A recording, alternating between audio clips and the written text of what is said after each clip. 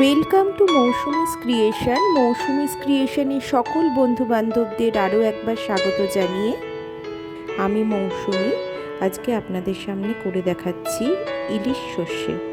ইলিশ সর্ষে আমি জানি আপনারা সবাই বানাতে জানেন, কিন্তু আমি যেভাবে করি সেভাবেই আপনাদের সঙ্গে আজকে শেয়ার করছি।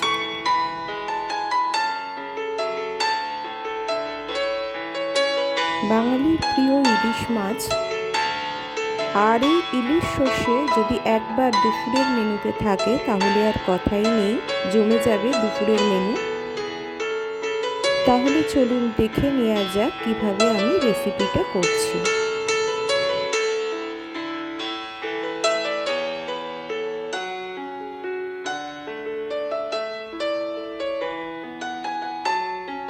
প্রথমে আমি ইলিশ মাছগুলোকে ধুয়ে নিলাম। ইলিশ মাছ খুব বেশি ধুয়ে না, হালকা অল্প একটু ধুয়ে নিতে হয়, পরিষ্কার করে একটু ধুয়ে নিতে হবে। তারপরে আমি সাধারণ লবণ আর হলুদ দিয়ে ভালো করে মাছগুলোকে মাখিয়ে রেখে দিচ্ছি। তারপর আমি মাছগুলোকে ভেজে নেব।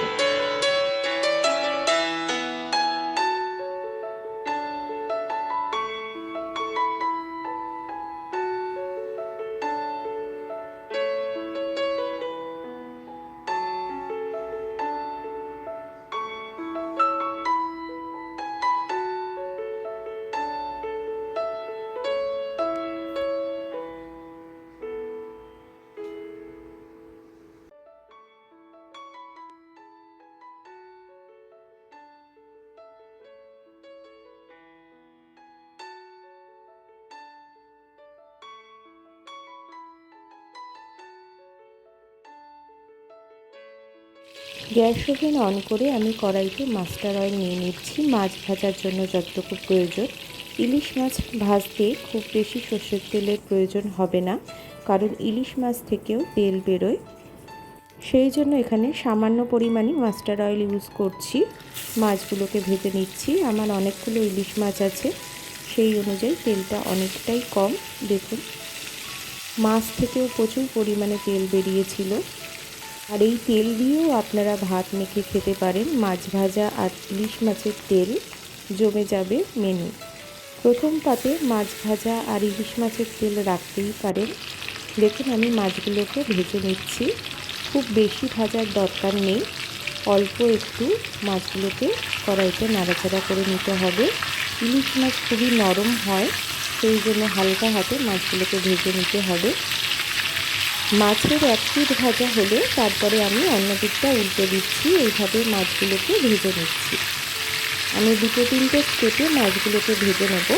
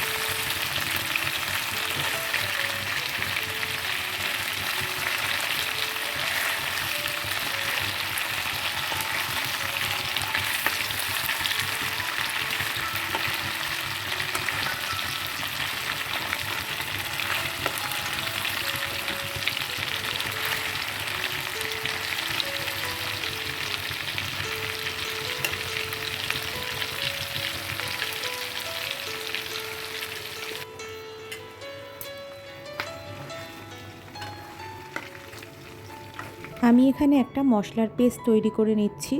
তাতে নিচ্ছি সামান্য কালো সর্ষে, সাদা সর্ষে আর পোস্ত।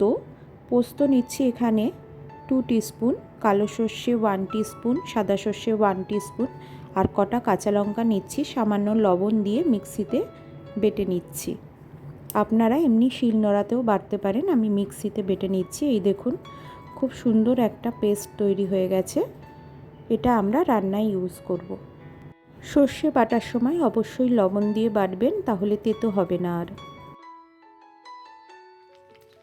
এরপর মাছ ভাজার ওই একই তেলে আমি দিয়ে দিচ্ছি কালো জিরে ফোড়ন হিসেবে, আর দিচ্ছি সামান্য একটু হলুদ। আমি এখানে 1 টিস্পুন হলুদ ইউজ করেছি আর সামান্য একটু লঙ্কার গুঁড়ো। তেলে ভালোভাবে নাড়াচাড়া করে নিচ্ছি। আমি যেই পদ্ধতিতে দেখাচ্ছি সেই পদ্ধতিতে করলে কালারটা খুব সুন্দর আসবে রান্নার। তারপর আমি সর্ষে বেটে রেখেছিলাম, সাদা সর্ষে আর কালো সর্ষে অল্প করে, তার সঙ্গে ছিল কাঁচা লঙ্কা। সর্ষে আর কাঁচা লঙ্কা বাটার সময় সামান্য লবণ দিয়ে বাটবেন। সেই সর্ষে বাটাটা আমি দিয়ে দিলাম। আমি এখানে কালো সর্ষে, সাদা সর্ষে আর সামান্য একটু পোস্ত নিয়েছিলাম, কাঁচা লঙ্কা দিয়ে মিক্সিতে বেটে রেখেছিলাম। আপনারা চাইলে শুধু কালো সর্ষেও বাটতে পারেন। সর্ষে বাটার সময় সামান্য লবণ দিয়ে বাটবেন, তাহলে সর্ষেটা আর তেতো হবে না। সর্ষে বাটার সময় লবণ দিয়েছি বলে এখানে আর লবণটা দিচ্ছি না। আপনারা স্বাদ অনুযায়ী আপনাদের লবণের পরিমাণটা অ্যাড করে নেবেন। মশলা দিয়ে ভালোভাবে কষিয়ে নিলাম, অল্প সামান্য জল দিয়ে দিয়েছি। ঝোলটা ফুটে এলে আমি ইলিশ মাছগুলো দিয়ে দিচ্ছি। ঝোলে ইলিশ মাছগুলো দেওয়ার পর 5-7 মিনিট একটু ফুটিয়ে নেব, তাহলেই আমাদের রান্নাটা একদম রেডি হয়ে যাবে।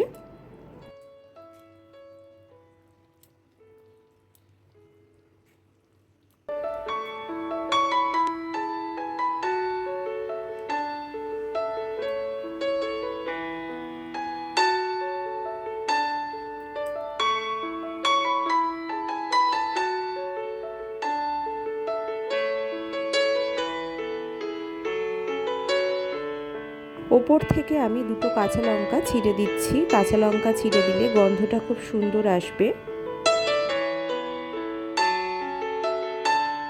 নামানোর ঠিক আগে ওপর থেকে একটু কাঁচা সর্ষের তেল ছড়িয়ে দেবেন, তাতে টেস্টটা খুব ভালো আসে।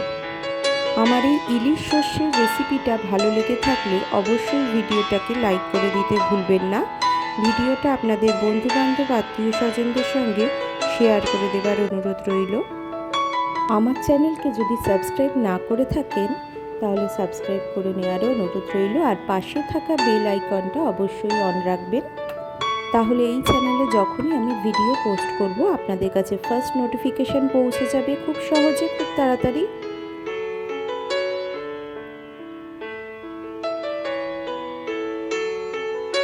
আমি এবার গ্যাস ওভেনটা অফ করে দিলাম, কিছুক্ষণ স্ট্যান্ডিং টাইমে রেখে দিচ্ছি।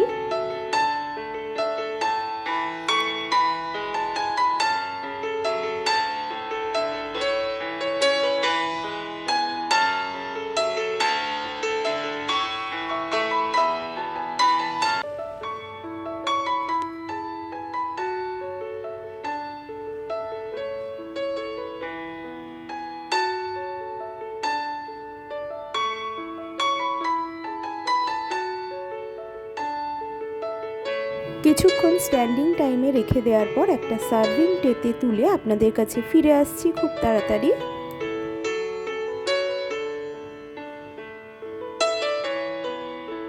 দেখুন বন্ধুরা, আমি একটা সার্ভিং ট্রেতে এটা তুলে নিয়েছি। এবার এটাকে সার্ভ করা হবে। দুপুরের মেনুতে যদি এই রকমভাবে আপনারা ইলিশ সর্ষে বানিয়ে থাকেন তাহলে দুপুরের মেনু একদম জমে যাবে। যারা মাছ খেতে ভালোবাসেন তাদের কাছে বাঙালির সবথেকে প্রিয় খাবার হচ্ছে ইলিশ মাছ, আর ইলিশ সর্ষে হলে কথাই নেই। আজকের মতো এখানেই শেষ করছি। কেমন লাগলো আমার রেসিপিটা কমেন্টের মাধ্যমে অবশ্যই জানাতে ভুলবেন না। ভালো থাকবেন, সুস্থ থাকবেন। আবার দেখা হবে অন্য কোনো ভিডিওতে, অন্য কোনো দিন। Thank you.